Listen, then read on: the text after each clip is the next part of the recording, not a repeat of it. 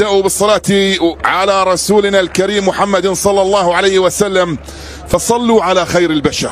AM قناة أبطال الكرة. الفقر، وما أبشعها من كلمة في أنفس الناس، تجرح الوحيد وتحزن السعيد، تجعلك أقسى من الحديد، تشعل في داخلك شرارة لتنهض وتقوم بعمل شيء ما لتنقذ نفسك وتحقق المستحيل. كم من شخص في زماننا هذا يكره الفقر ويكره حاله، وهو بدون نقود تقضي حاجته، ومن دون لباس أنيق به يتكبر، وبدون مأوى جيد به يتفاخر. كلمة فقير عندما نقولها لشخص ما كأنك أمسكت سكينا ونزعت قلبه من جسمه وقطعته إلى أشلاء.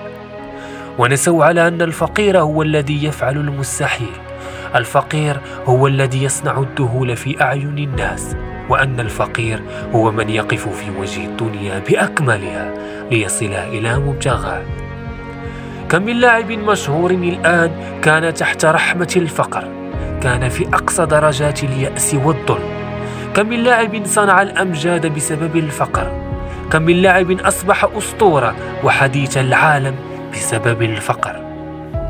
فلا حاجة لظلم الفقير وشتمه بحاله، فلن تعلم ما يخبئه الزمان لهذا المسكين. رونالدو، ميسي، مارادونا، نيمار، رونالدينيو، رونالدو الظاهرة، ساديو ماني، فرانك ريبيري، والقائمة طويلة.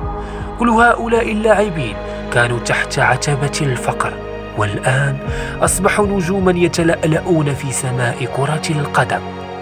كانوا يعانون من قسوة الحياة ومن غدر الزمان، لكن لم يكن الفقر حاجزا وعائقا لتحقيق أحلامهم، ولم يقفوا مكتوفي الأيدي ويقولون نحن فقراء وماذا عسانا نفعل.